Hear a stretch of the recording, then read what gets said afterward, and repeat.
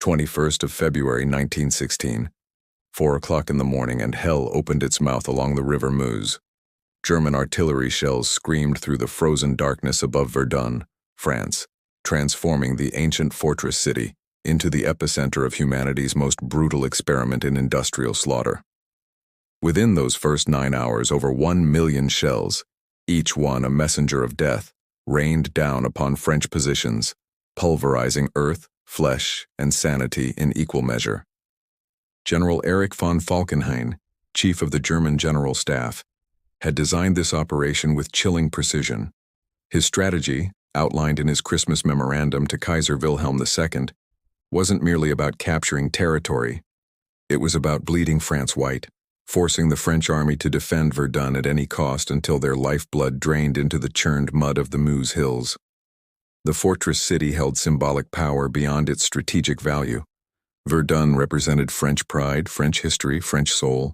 Colonel Émile Drian stood among his chasseurs in the Bois de Cour, watching the world disintegrate around him. The 59-year-old parliamentarian-turned-soldier had warned his superiors for months that German preparations signaled something catastrophic. His letters to the French High Command, preserved in the French military archives, detailed the inadequacy of Verdun's defenses.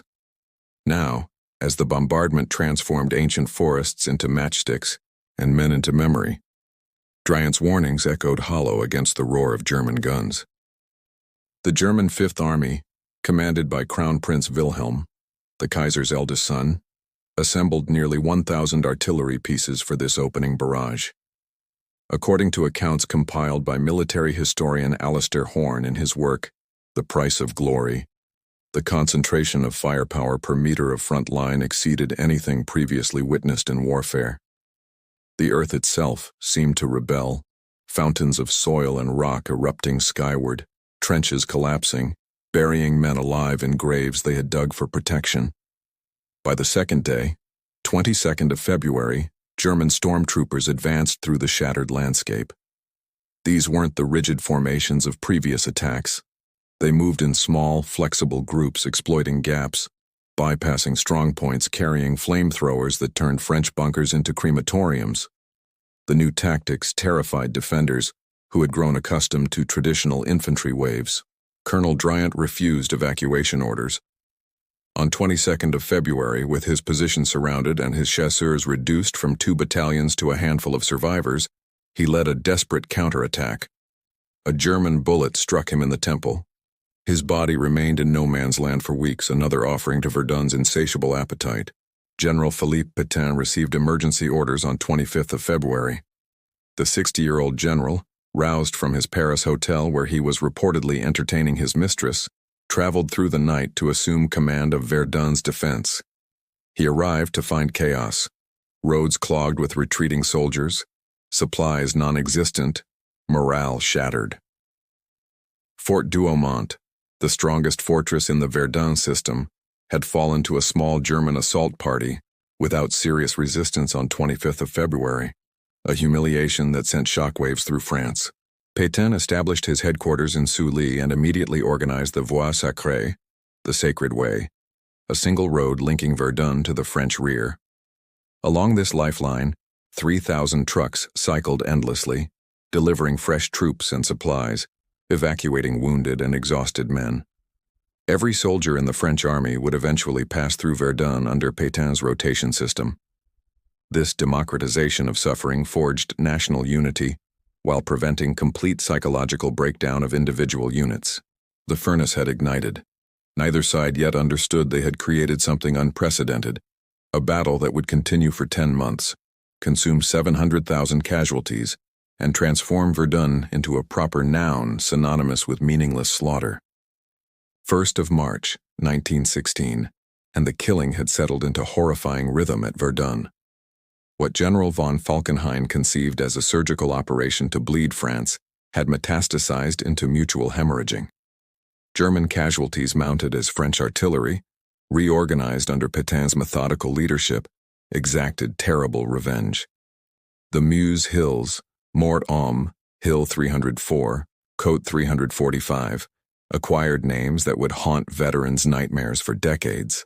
Lieutenant Alfred Joubert of the French 316th Infantry Regiment, scratched observations in his diary, later preserved in the Historial de la Grande Guerre Museum.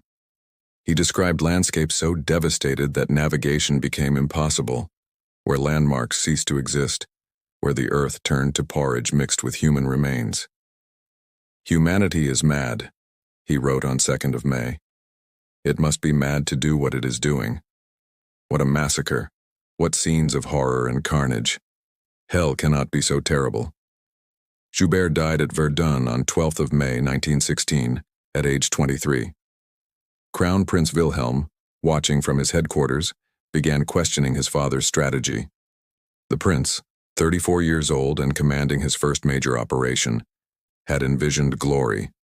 Instead, he supervised systematic slaughter that devoured German units as efficiently as French ones.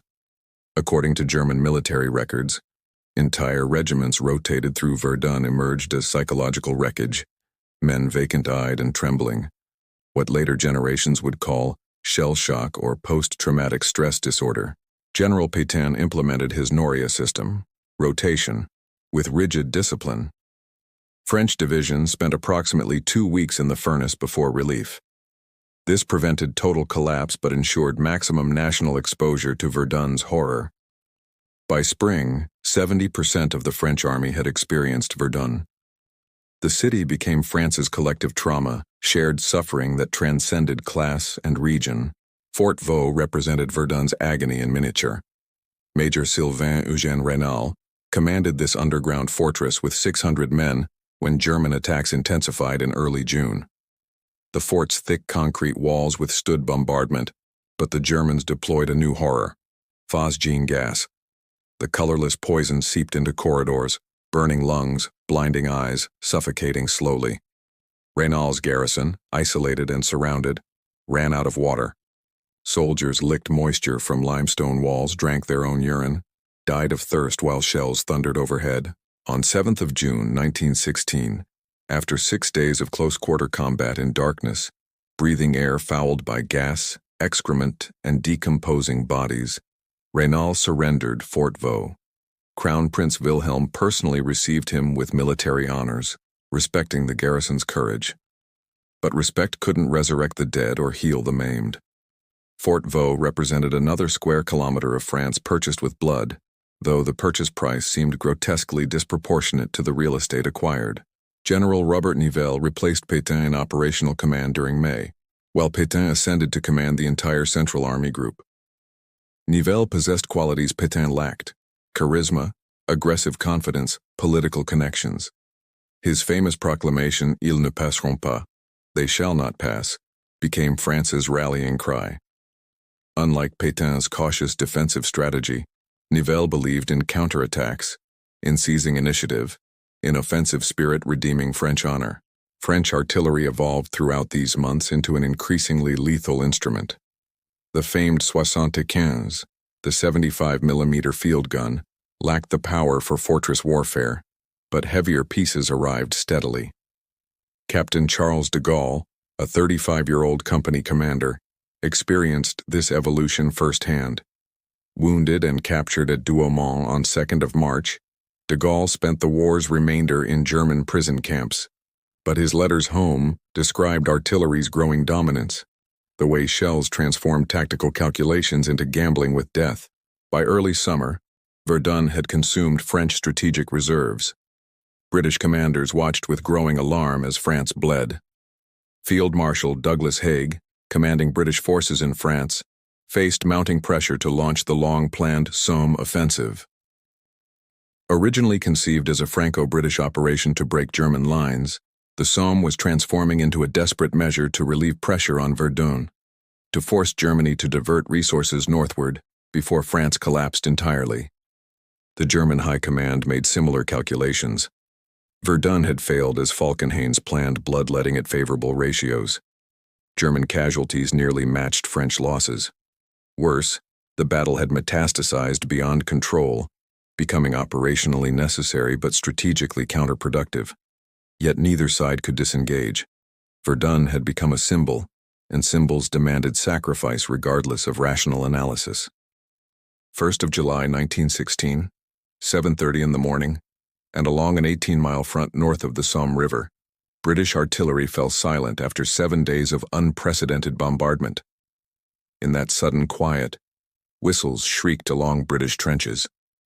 100,000 men of General Sir Henry Rawlinson's Fourth Army climbed ladders, formed lines, and walked toward German positions carrying 70 pounds of equipment each. Captain Wilfred Percy Neville of the 8th East Surrey Regiment kicked 4 footballs toward German lines, offering prizes to platoons that reached enemy trenches first. His gesture, immortalized in British military history, epitomized both the innocence and the tragedy of 23rd of June, 1916's opening. Neville died within minutes, cut down by machine gun fire, joining 57,000 British casualties that first day, 19,000 dead. The bloodiest day in British military history. The Battle of the Somme was intended as Britain's great offensive, the hammer blow that would shatter German defenses and restore mobile warfare.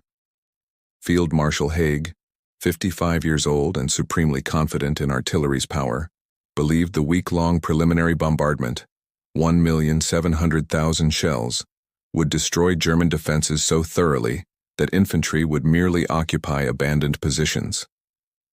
According to historian Martin Gilbert's The Somme, Heroism and Horror in the First World War, aerial reconnaissance suggested success. British observers reported German trenches obliterated, wire obstacles destroyed, strongpoints neutralized. Reality mocked these assessments. German defenders had constructed deep dugouts, some 40 feet underground, reinforced with timber and concrete. While shells churned surface trenches into moonscapes, soldiers sheltered below, emerging when bombardment lifted to man machine guns. British artillery, firing too much shrapnel and too little high explosive, had failed to cut German barbed wire. Attackers found themselves channeled into killing zones, silhouetted targets moving at walking pace across open ground. Lieutenant Colonel Bernard Freiberg of the Hood Battalion won the Victoria Cross for extraordinary gallantry at Beaucourt on 13th of November 1916. But his achievement came after months of grinding attrition. The Somme wasn't the swift breakthrough Haig envisioned. It became Verdun's British equivalent, methodical slaughter in pursuit of incremental gains measured in yards rather than miles. Private Albert Macmillan of the 16th Middlesex Regiment recorded his experiences in letters home, preserved in the Imperial War Museum archives. He described advancing through mud that sucked boots off feet, past corpses from previous attacks decomposing in summer heat, through curtains of machine gun fire so dense it seemed impossible anything could survive. Macmillan lived through the Somme, but never recovered psychologically. His letters from 1917 and beyond reveal progressive deterioration, words scattered and disconnected, thoughts fragmenting like his shattered nerves. German defenders suffered their own nightmare. General Fritz von Below commanded the Second Army facing British attacks. His troops, though benefiting from superior defensive positions, endured artillery bombardments of unprecedented scale. British guns, learning from early failures, shifted tactics. Counter-battery fire targeted German artillery. Gas shells saturated defensive positions. The Royal Flying Corps achieved air superiority, directing artillery with increasing accuracy. By mid-July, British tactics evolved. General Rawlinson, stung by opening day losses, adopted more methodical approaches. Night attacks, surprise bombardments, limited objectives, these replaced grand breakthrough fantasies. On 14th of July, British and South African forces captured Longueval and Delville Wood after fierce fighting. The Wood's capture cost the South African brigade 80% casualties, but demonstrated that careful preparation could achieve success. The introduction of new weapons changed combat's character. On 15th of September 1916, tanks made their combat debut at Flers-Courcelette. These primitive machines, Mark I tanks weighing 28 tons, crawling at walking speed, armed with 6-pounder guns, terrified Germans who encountered them. Though mechanical unreliability limited their tactical impact, tanks represented psychological warfare, metal monsters impervious to small arms fire. General Haig remained convinced breakthrough was achievable. His optimism, bordering on delusion according to later historians, drove continued attacks through autumn. Each assault consumed lives wholesale for retail territorial gains. Thiepval fell to the 18th Division on 26th of September. Beaumont-Hamel, where the Newfoundland Regiment suffered 90% casualties on 1st of July, finally fell on 13th of November. Australian and Canadian troops joined the Somme offensive during autumn, adding Dominion blood to Britain's sacrifice. The Australians particularly distinguished themselves at Pozières, capturing the village but losing 23,000 men in 6 weeks of fighting. Australian historian Charles Bean later wrote that Pozières' battlefield held more Australian sacrifice per square yard than any other place on Earth. 15th of September 1916, and soldiers from across the British Empire learned that courage alone couldn't overcome German machine guns. At Courcelette, the Canadian Corps launched attacks alongside the first tank deployment, discovering that modern warfare demanded more than elan. It required coordination, fire support, and acceptance that success measured in hundreds of yards justified thousands of casualties. Lieutenant General Julian Byng commanded the Canadian Corps with grim determination. The 54-year-old British officer understood his Canadian soldiers possessed unique qualities: initiative, marksmanship, fierce unit loyalty, but also recognized they lacked the trench warfare experience of British regulars. The Somme would provide that education through immersion in industrialized killing. Private Donald Fraser of the 31st Battalion, Canadian Expeditionary Force, maintained a diary throughout his service, published posthumously as The Journal of Private Fraser. His entries from September and October 1916 describe the Somme's surreal horror. He wrote of landscapes so devastated that navigation required compass bearings, of communication trenches where walking required stepping on corpses because they filled trench floors, of constant shell fire that made sleep impossible and sanity negotiable. Regina Trench became the Canadian Corps' particular nightmare. This German defensive position northwest of Courcelette resisted assault after assault throughout October. The trench system, deep and well-constructed, anchored German defenses. Canadian units attacked on 8th of October, 10th of October, 21st of October, each time gaining footholds, each time driven back by counterattacks. Casualties mounted toward 20,000 before Regina Trench finally fell on 11th of November. Australian forces experienced similar trials at Pozières. Major General Harold Walker commanded the 1st Australian Division when it relieved British units on 23rd of July. The Australians, many from rural backgrounds, brought different sensibilities than British industrial workers. They possessed initiative and marksmanship, but chafed under rigid military discipline.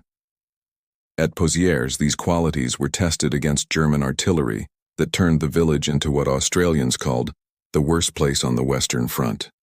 Lieutenant Albert Jacka of the 14th Battalion won the Victoria Cross earlier in the war at Gallipoli, then earned the Military Cross at Pozières on 7th of August 1916.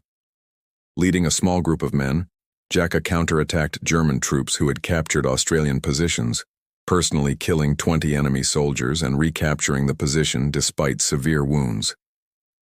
His individual heroism exemplified Australian fighting spirit, but couldn't alter the battle's fundamental arithmetic. Attacking forces suffered disproportionately regardless of courage. The New Zealand Division entered the Somme battle in mid-September, attacking toward flares alongside British units. New Zealand casualties for September and October exceeded 7,000 from a division of roughly 15,000 men. According to official New Zealand military histories compiled by historian Christopher Pugsley, the Somme fundamentally transformed New Zealand's military identity, forging professional competence through terrible loss. South African forces faced their trial in Delville Wood, a rectangular forest of approximately 150 acres northeast of Longueval. Brigadier General Henry Lucan's 1st South African Brigade entered the wood on 15th of July with 3,000 men. German counterattacks isolated them. Artillery from both sides pulverized the wood, reducing trees to splinters while South Africans and Germans fought hand-to-hand in the wreckage. When relief came on 20th of July, fewer than 750 South Africans emerged unwounded from Delville Wood. The brigade had suffered over 80% casualties, holding a position of dubious strategic value. Yet Delville Wood entered South African national memory as a sacred site, evidence that the Dominion had paid full price for membership in the British imperial family. Indian units also served on the Somme, though less prominently than in other theaters. The Deccan Horse and other Indian cavalry units waited for breakthrough that never came.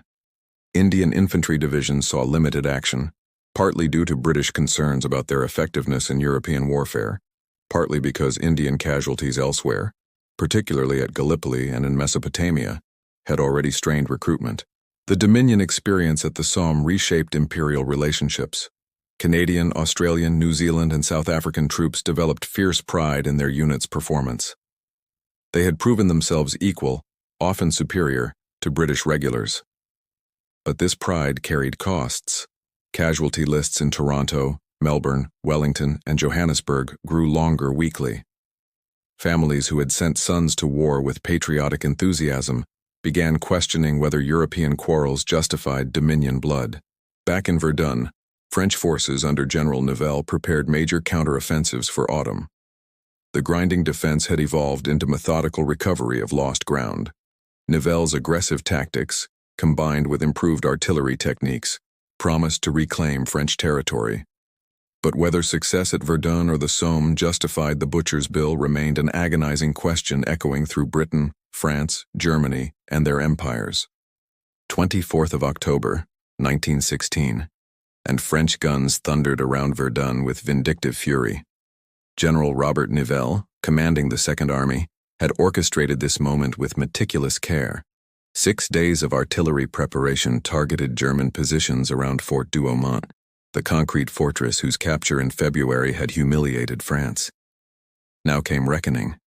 Captain Pierre-Alexis Renarch commanded a battalion of French colonial infantry, Moroccan troops known as Goumiers, in the assault waves. These North African soldiers, according to French military records compiled by historian Anthony Clayton, brought distinctive fighting qualities to European trenches. They excelled at close-quarter combat, particularly trench clearing and night fighting.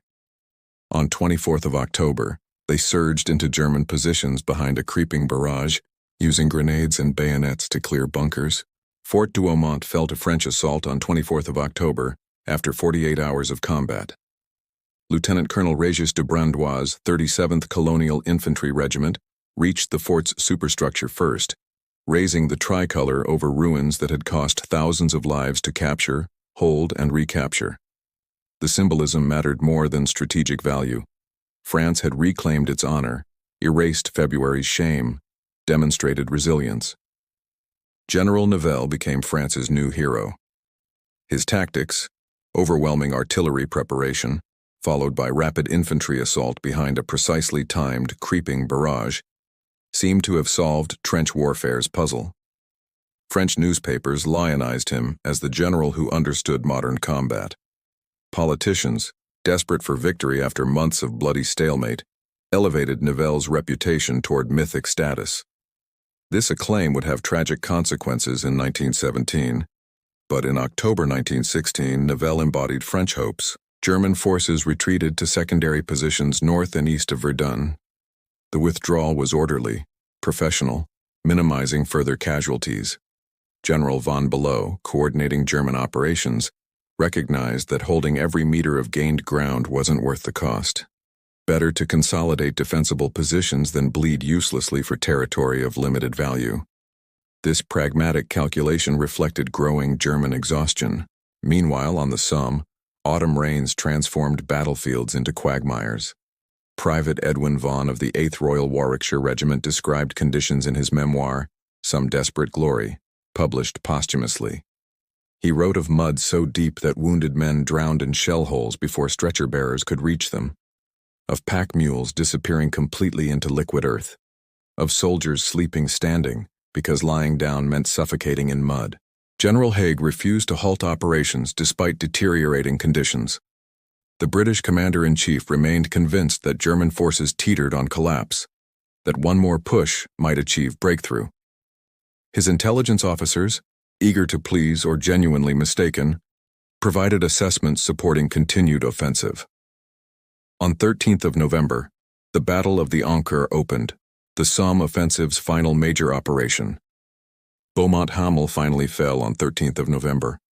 This village, which British planners expected to capture on 1st of July, had resisted for 4.5 months.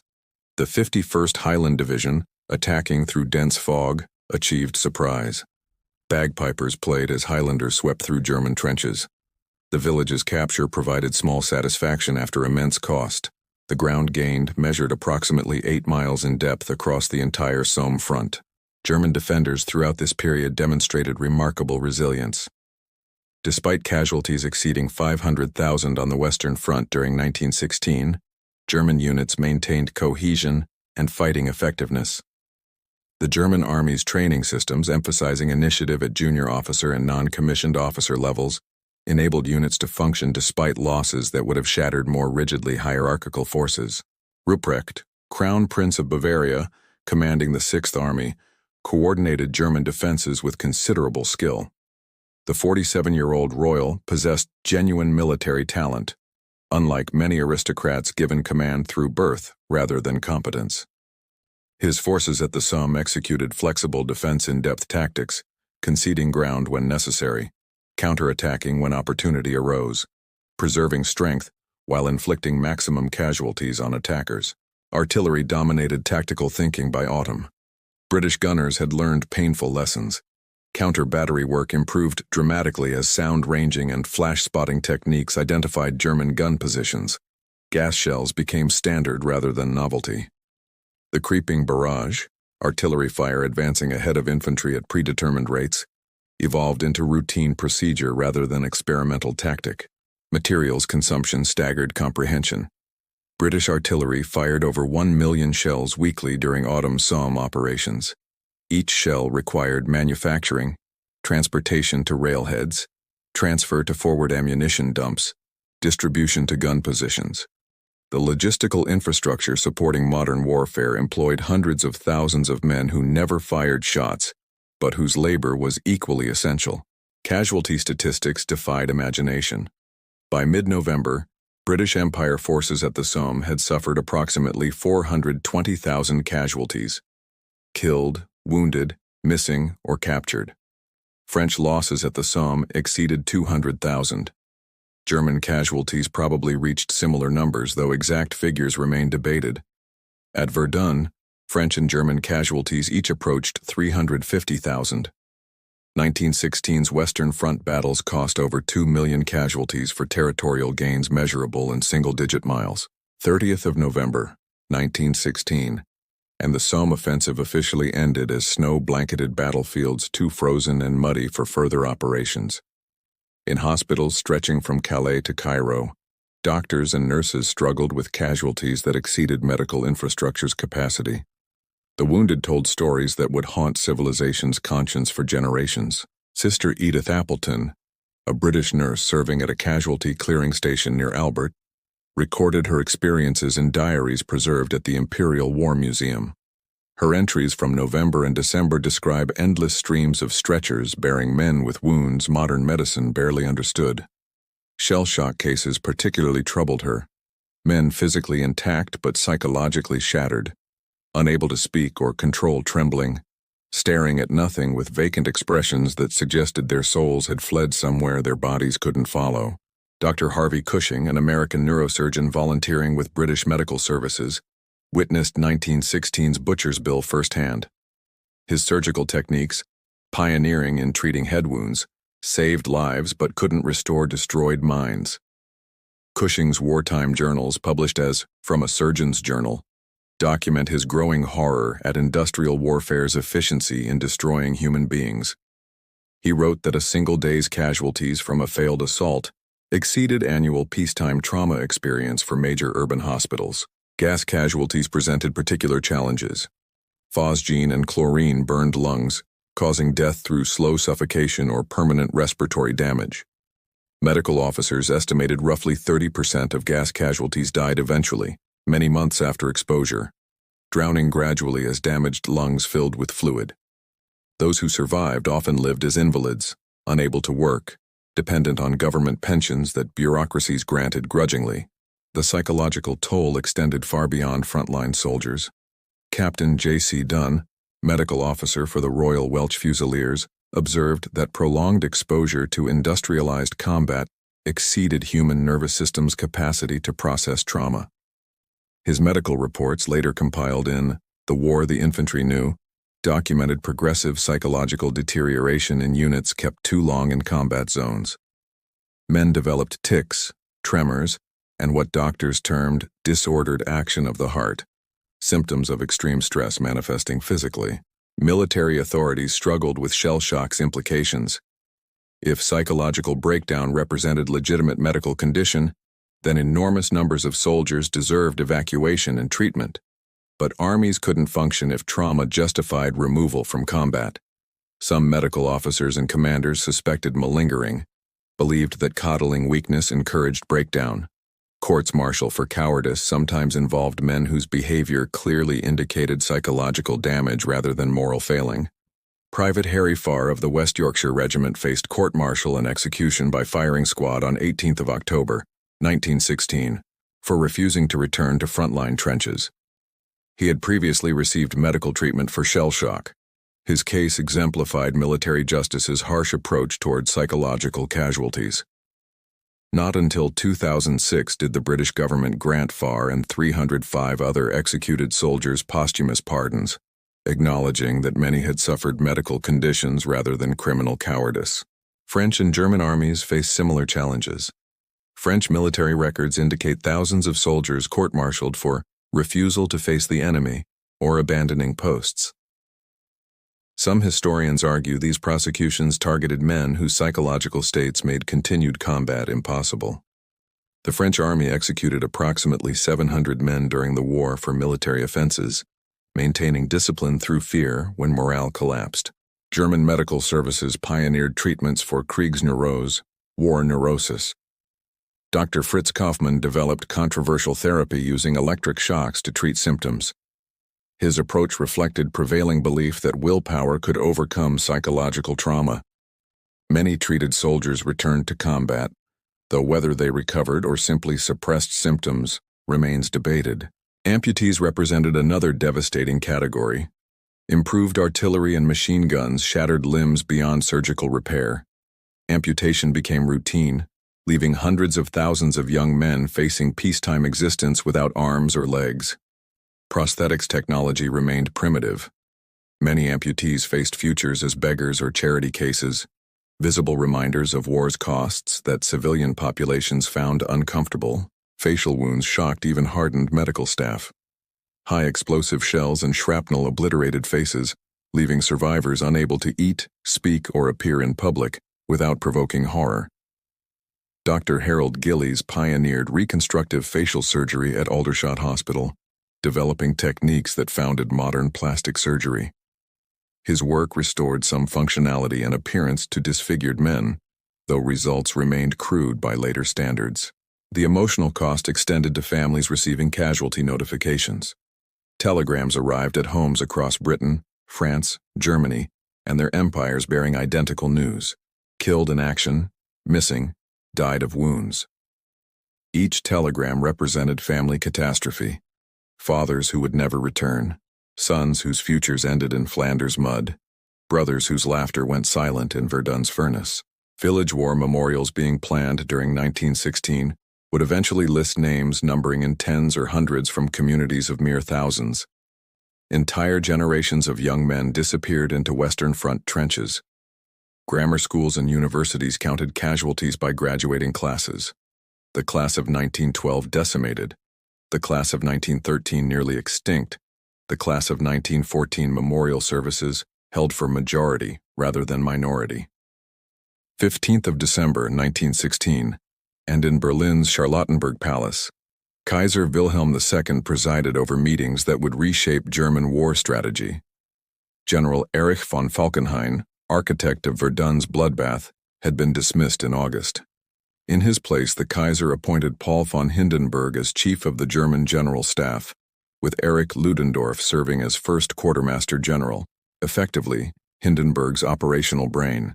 Hindenburg, 69 years old, and Ludendorff, 51, had achieved legendary status through victories on the Eastern Front at Tannenberg and the Masurian Lakes.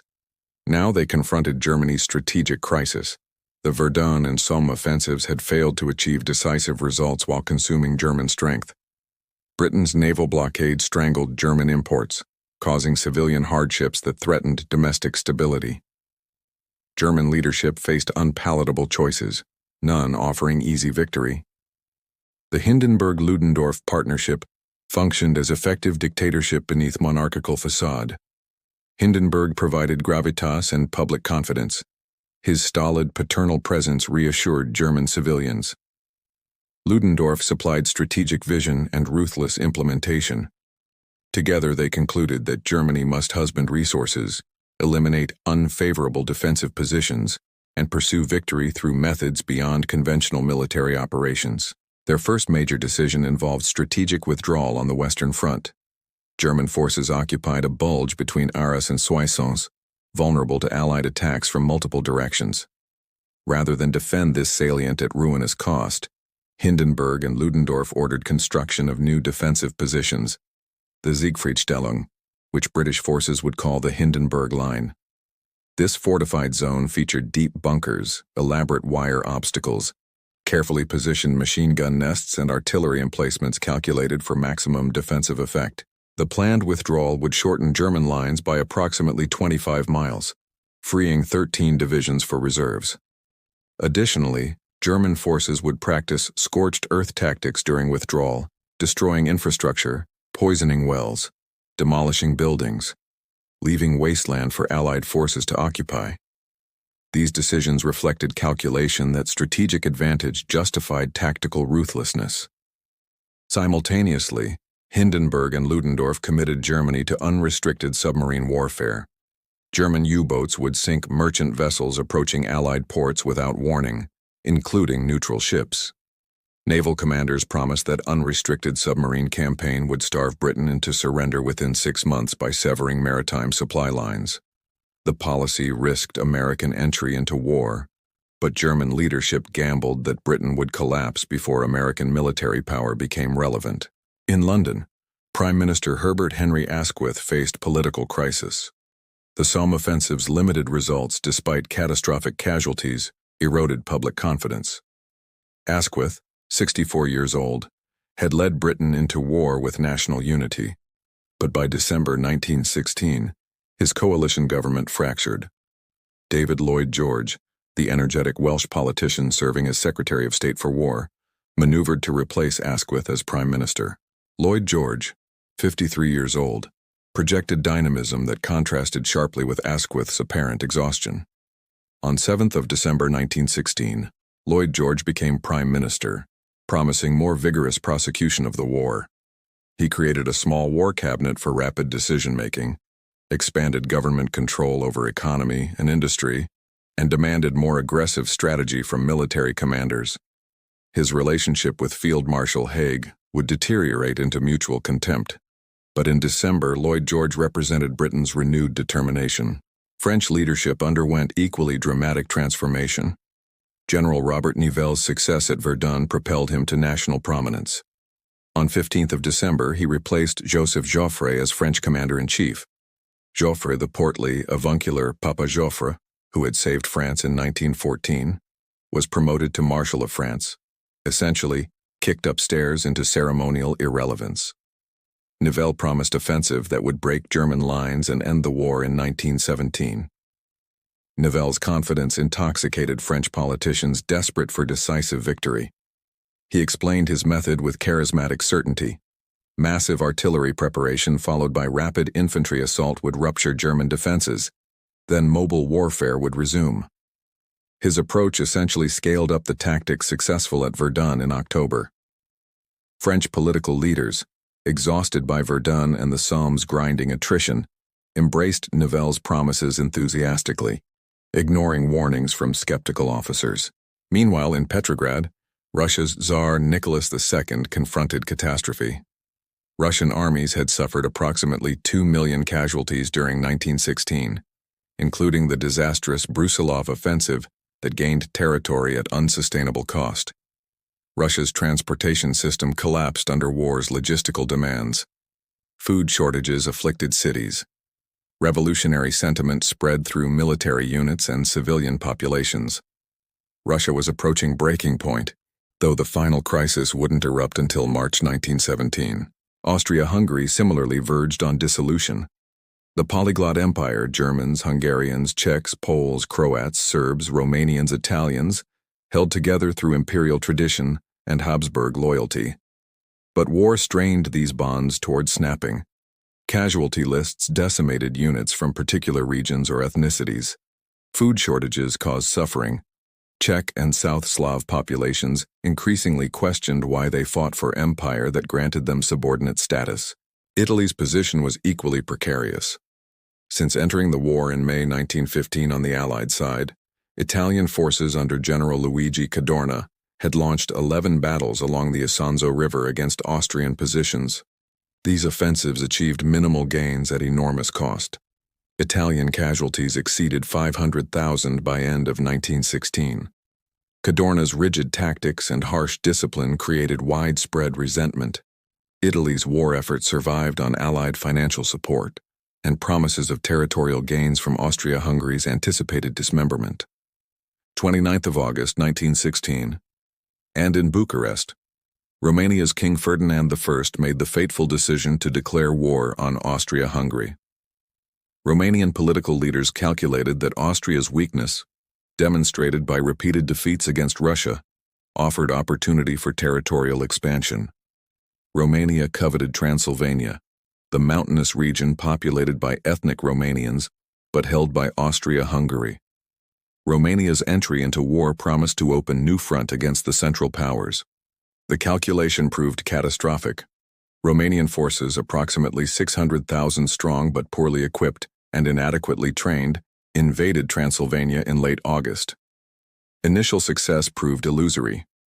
Germany dispatched the Ninth Army under General Erich von Falkenhayn, recently dismissed from overall command, to counterattack. Austrian, German, Bulgarian, and Ottoman forces converged on Romania from multiple directions. By December, Central Powers armies occupied Bucharest. King Ferdinand fled to Moldavia with remnants of Romanian forces. Romania's wheat and oil, resources the Entente hoped would sustain Russia, now supplied Germany instead. Romania's defeat partially offset Germany's food crisis caused by British naval blockade. More importantly, Romania's collapse demonstrated that entering war against battle-hardened German forces courted disaster for militarily weak nations. The Brusilov offensive, launched on 4th of June 1916, represented Russia's major Western Front contribution during the year. General Alexei Brusilov commanded Russia's southwestern front, approximately 40 divisions facing Austrian positions in Galicia. Previous Russian offensives had concentrated forces at single breakthrough points.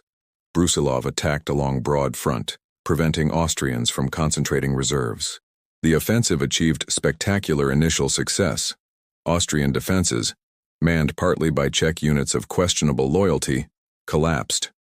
Russian forces captured Lutsk on 9th of June and Czernowitz on 18th of June. Austrian casualties exceeded 600,000, killed, wounded, captured. The Habsburg army nearly disintegrated, requiring massive German assistance to stabilize the front. But Brusilov's success consumed Russian strength without achieving strategic decision. By September, the offensive stalled against German reinforcements and reorganized Austrian defenses.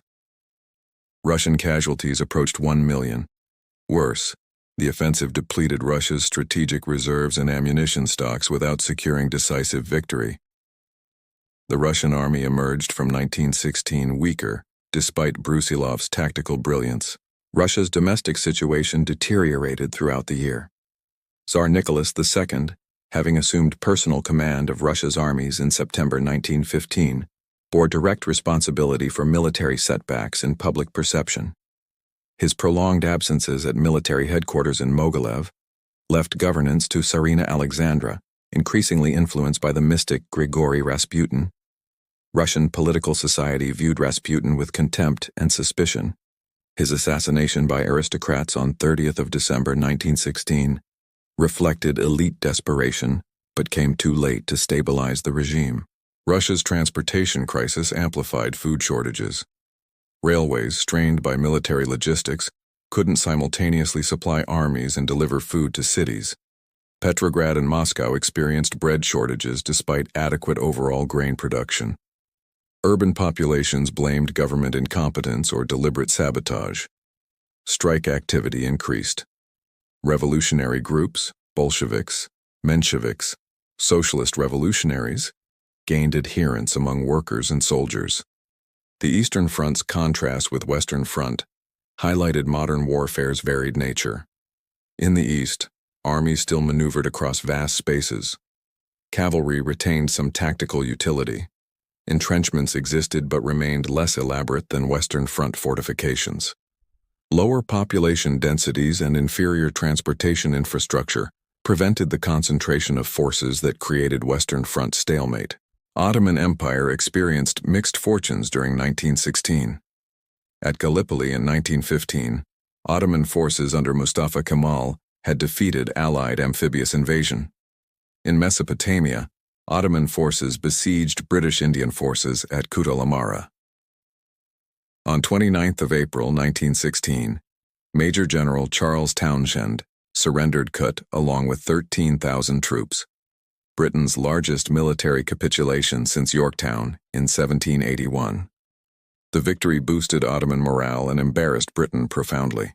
However, Ottoman positions elsewhere deteriorated. In Arabia, Sharif Hussein of Mecca proclaimed the Arab Revolt on 10 June 1916, challenging Ottoman authority.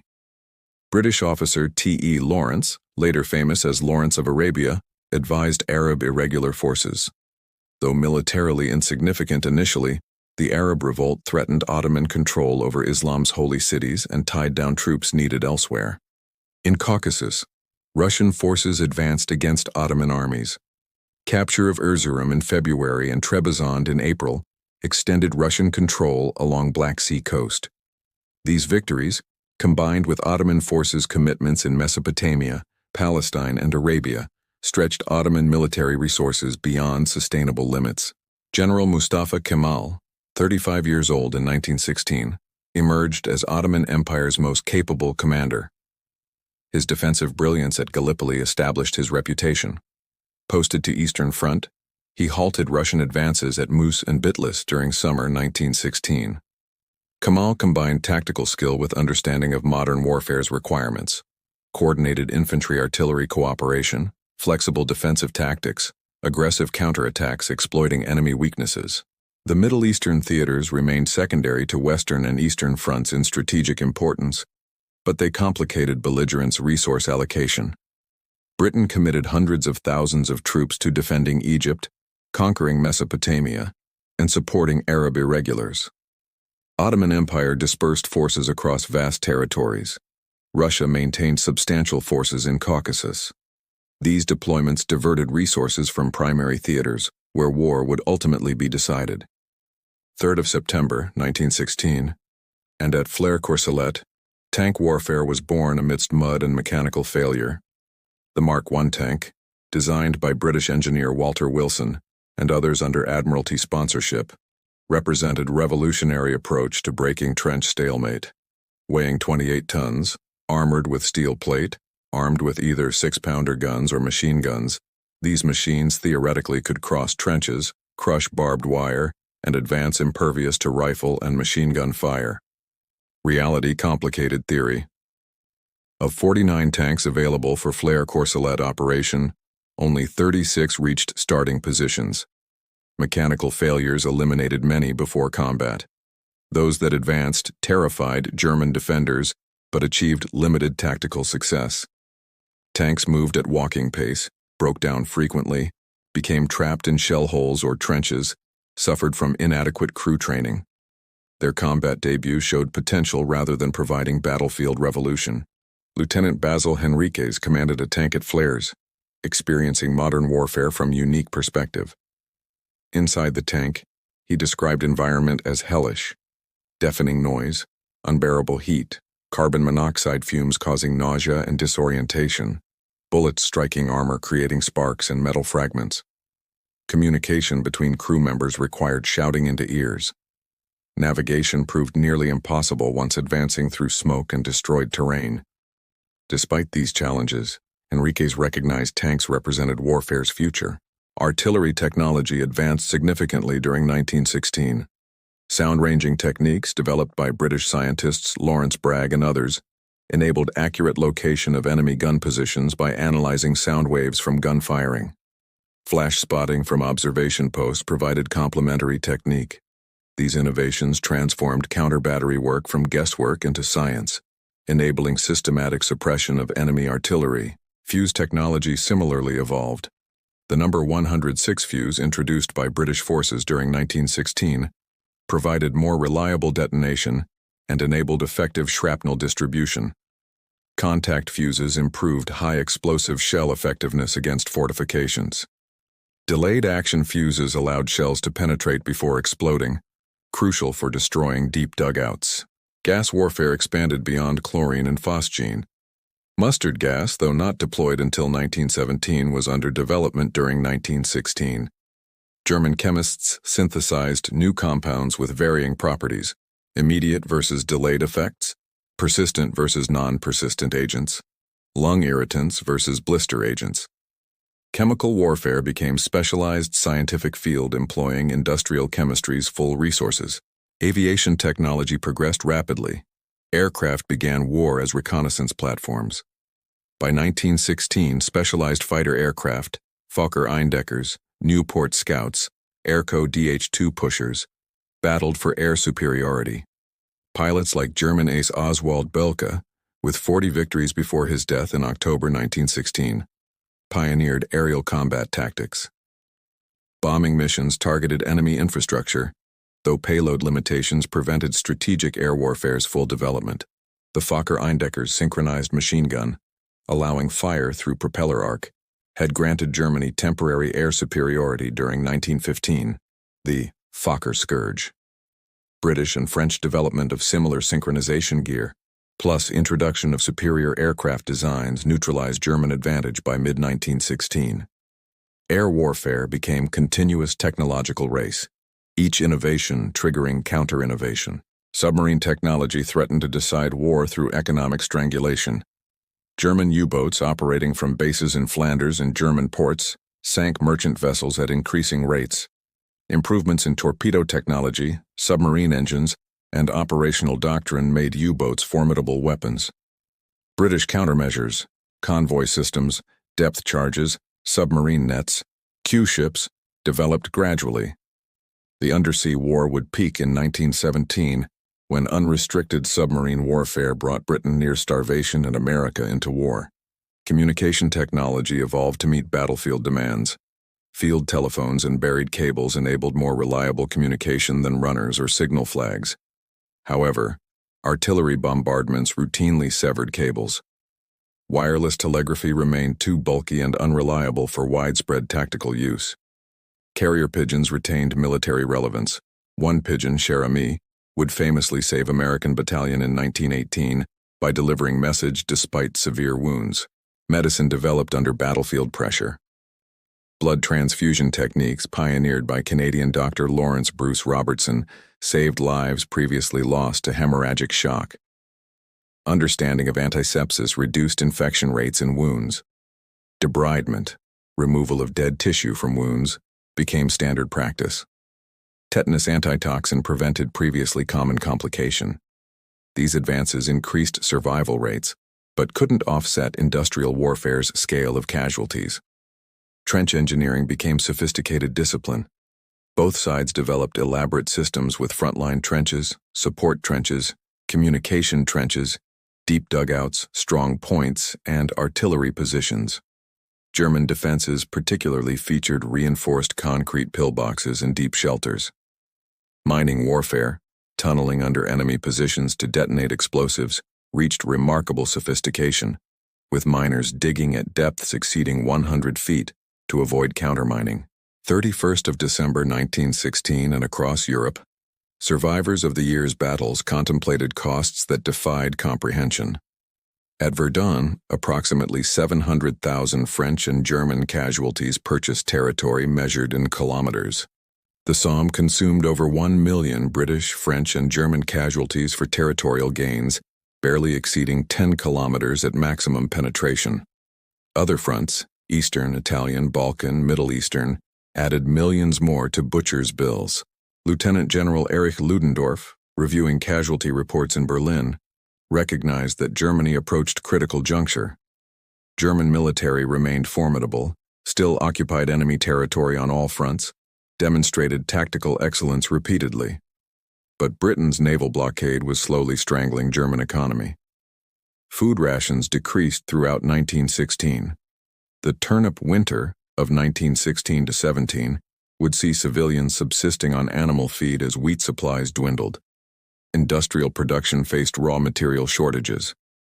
Germany could not sustain attritional warfare indefinitely against enemies with superior resources. In Paris, French political leaders contemplated similar arithmetic with different numbers. France had mobilized 8 million men during the war, sustaining casualties exceeding 3 million by end of 1916. The nation was bleeding toward exhaustion. General Nivelle promised decisive offensive for 1917, but skeptics noted that previous offensives had promised decision while delivering only casualties. French civilian morale remained strong, but not infinite. Hints of defeatism appeared in left-wing political circles. The French army, heroic defender of Verdun, approached psychological limits after 30 months of industrialized slaughter. British perspective differed slightly. Britain entered war with small professional army, then created mass citizen army through volunteers and conscription.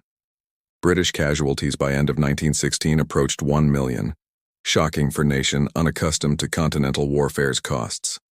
However, British industrial capacity was ramping up, producing unprecedented quantities of shells, weapons, and equipment. British naval supremacy remained unchallenged, despite Jutland's tactical ambiguities. Most importantly, Britain could sustain war economically through global empire's resources and financial strength.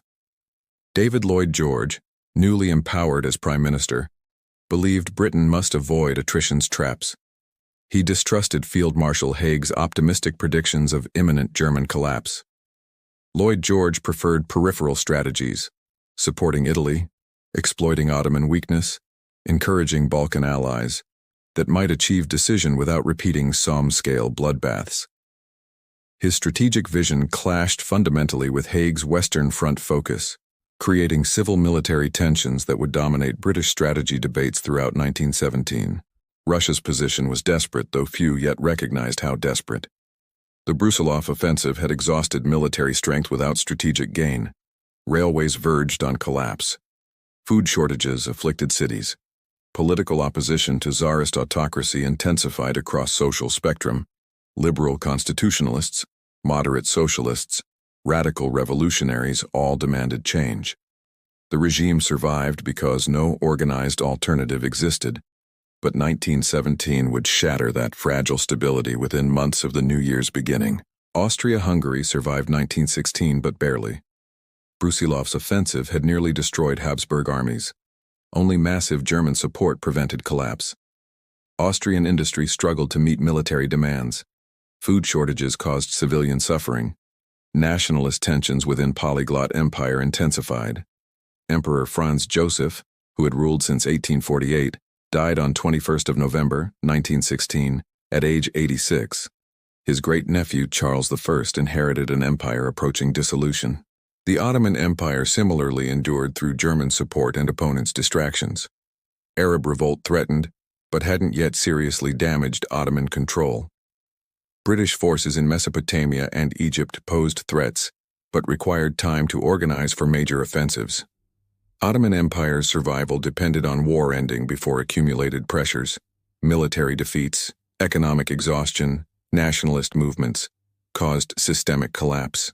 Casualty statistics from 1916 revealed warfare's transformed nature. Previous wars, even Napoleonic wars with their massive armies, had produced casualties over years that 1916 produced in months. The July-November Somme offensive alone exceeded American Civil War's total casualties for 4 years of combat. Verdun's casualties exceeded Franco-Prussian War's total for both sides. Industrial civilization had created military systems capable of slaughter at unprecedented scales. The psychological impact reverberated beyond statistics. Families across Europe lost fathers, sons, brothers. Villages erected memorials listing dozens of dead from communities of hundreds. Class photographs from boys' schools showed majority killed or wounded. Women donned mourning black so universally that entire populations seemed draped in grief. The emotional wounds inflicted by 1916 would shape European societies for generations. Yet despite casualties, despite exhaustion, despite dawning recognition of war's true costs, no nation found pathway to peace. Each side had invested too much blood and treasure to accept compromise. Each government had promised victory to populations that had sacrificed beyond previous generations' imagination. Each military command believed breakthrough was achievable with correct tactics and sufficient resources. The machinery of industrial warfare, once engaged, possessed its own momentum resistant to rational disengagement. As 1916 ended, commanders planned 1917's offensives. Nivelle designed French attacks on the Aisne. Haig organized British operations at Arras and Ypres. Hindenburg and Ludendorff prepared elastic defense and unrestricted submarine warfare. None yet understood that 1917 would bring mutinies, revolutions, and America's entry. Transformations that would finally, after additional millions of casualties, create conditions for war's ending. But on December 31, 1916, the killing would continue because no alternative seemed possible to exhausted leaders of exhausted nations locked in catastrophic struggle. They could neither win decisively nor abandon honorably.